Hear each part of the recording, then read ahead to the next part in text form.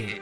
2016 में मेरठ निवासी सौरभ राजपूत की मुलाकात मुस्कान रस्तोगी से हुई। दोनों के बीच प्रेम हुआ और कुछ सालों बाद उन्होंने शादी कर ली। लेकिन यह शादी सौरभ के परिवार को पसंद नहीं आई, क्योंकि मुस्कान एक अलग जाति से थी। इसके बावजूद दोनों ने अपने रिश्ते को मजबूत बनाए रखा। सौरभ मर्चेंट नेवी में जॉब करते थे और लंदन में पोस्टेड थे। शादी के कुछ समय बाद सौरभ लंदन चले गए, जबकि मुस्कान अपनी बेटी के साथ मेरठ में रहने लगी। इस दौरान उनकी जिंदगी में एक तीसरा व्यक्ति साहिल शुक्ला आया, जो मुस्कान को पहले से ही जानता था। सौरभ के लंदन में रहने के कारण मुस्कान की नजदीकियां साहिल से बढ़ने लगी। साहिल, जो पहले से ही मुस्कान को पसंद करता था, अब खुलकर उसके साथ वक्त बिताने लगा। मुस्कान ने उसे यह यकीन दिला दिया कि वह अपने पति के साथ खुश नहीं है और वह साहिल से सच्चा प्यार करती है। साहिल शुक्ला अंधविश्वासी प्रवृत्ति का था और आत्माओं, तंत्र मंत्र जैसी चीजों में विश्वास करता था। मुस्कान ने इस बात का फायदा उठाते हुए उसके लिए स्नैपचैट पर एक फर्जी अकाउंट बनाया, जिससे वह साहिल शुक्ला की मरी हुई मां के नाम से चैट करती थी। इस फर्जी अकाउंट से वह साहिल को यकीन दिलाने लगी कि उसकी मां की आत्मा मुस्कान को पसंद करती है और चाहती है कि वे दोनों साथ रहें। धीरे धीरे साहिल पूरी तरह से मुस्कान की बातों में फंस गया। मुस्कान ने उसे यह विश्वास दिलाया कि अगर वह उसके पति सौरभ को रास्ते से हटा दे तो वो दोनों एक साथ रह सकते हैं। साहिल अब पूरी तरह से मुस्कान के इशारों पर नाचने लगा था। मुस्कान और साहिल ने मिलकर सौरभ को मारने की साजिश रची। 4 मार्च 2025 को जब सौरभ लंदन से मेरठ अपनी पत्नी और बेटी से मिलने आया, तब मुस्कान ने सौरभ की फेवरेट सब्जी कोफ्तों में बेहोशी की दवाई मिलाकर खिला दी।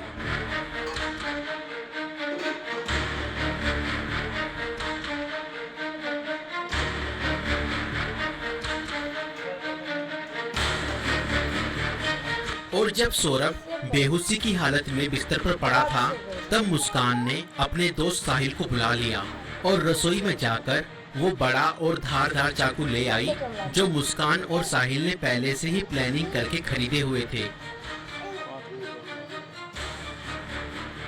और करीब 20 मिनट तक साहिल ने मुस्कान को बताया कि कैसे उसे अपने पति का वध करना है।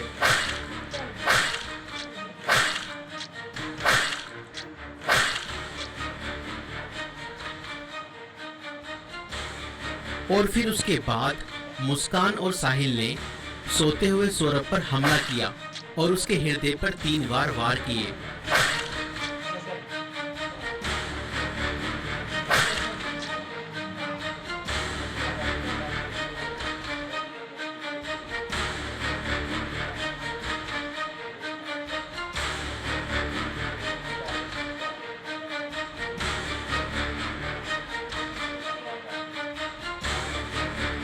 और घर में पड़े कूलर को भी ऑन कर दिया ताकि उसकी आवाज किसी को भी ना सुनाई दे।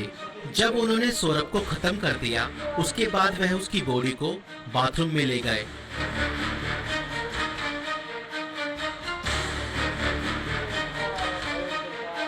और उसके शरीर को 15 टुकड़ों में बांट दिया। सौरभ को खत्म करने के बाद उन्हें इस बात की चिंता हुई कि अगर सब बरामद हो गया तो पुलिस उन तक जरूर पहुंच जाएगी। इसलिए उन्होंने सबको ठिकाने लगाने की योजना बनाई और मुस्कान बाजार जाकर एक प्लास्टिक का ड्रम खरीद लाई।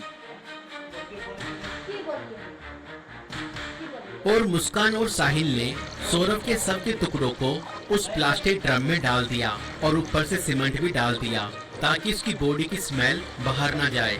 और उसके बाद उन्होंने उस ड्रम को घर के एक कोने में रख दिया। इसके बाद मुस्कान और साहिल ने सौरभ के मोबाइल फोन से उसके सोशल मीडिया अकाउंट को एक्टिव रखा।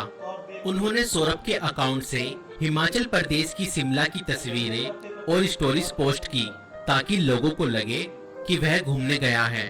उन्होंने उसकी फैमिली और दोस्तों को यह यकीन दिलाने की कोशिश की कि सौरभ जिंदा है और बाहर यात्रा कर रहा है।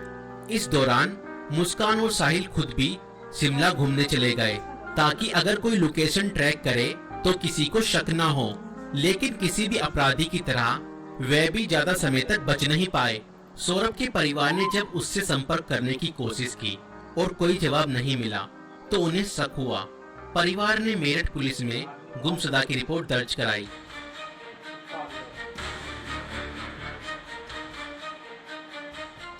और इसी बीच मुस्कान ने अपने माता पिता को बताया कि शायद सौरभ का मर्डर हुआ है और उसके घर वालों ने ही उसका मर्डर किया है।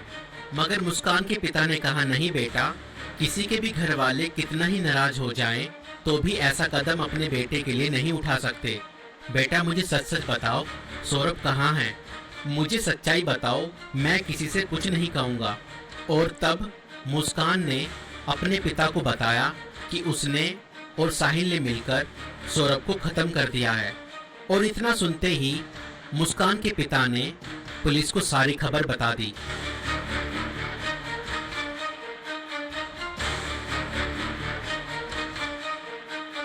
और पुलिस ने तुरंत मुस्कान और साहिल को गिरफ्तार किया और उस प्लास्टिक ड्रम को भी बरामद किया जिसमें सौरभ के शव के टुकड़े थे।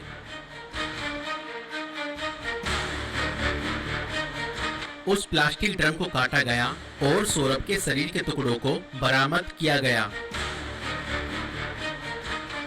इस खौफनाक हत्या मिस्ट्री का अंत पुलिस द्वारा हत्यारों की गिरफ्तारी के साथ हुआ। पुलिस ने मुस्कान और साहिल को गिरफ्तार कर लिया। दोनों पर हत्या, साजिश और सबको छुपाने के गंभीर आरोप लगाए गए। दोस्तों, ये घटना हमें यह सिखाती है कि अंधविश्वास का अंजाम बहुत बुरा और भयानक होता है। साहिल ने अपनी मां की आत्मा के नाम पर बनाए गए एक फर्जी अकाउंट पर भरोसा किया और हत्या जैसा अपराध कर दिया।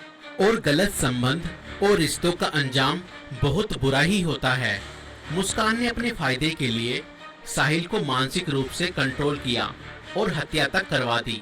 और कानून से कोई नहीं बच सकता, चाहे अपराध कितना भी चालाकी से किया जाए। पुलिस की जांच और सबूतों के आधार पर अपराधी पकड़े ही जाते हैं।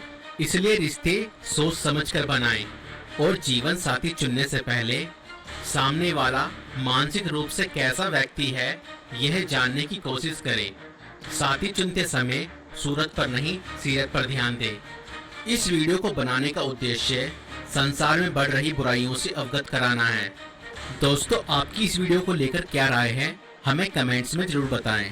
और ऐसी और वीडियो देखने के लिए हमारे YouTube चैनल को सब्सक्राइब जरूर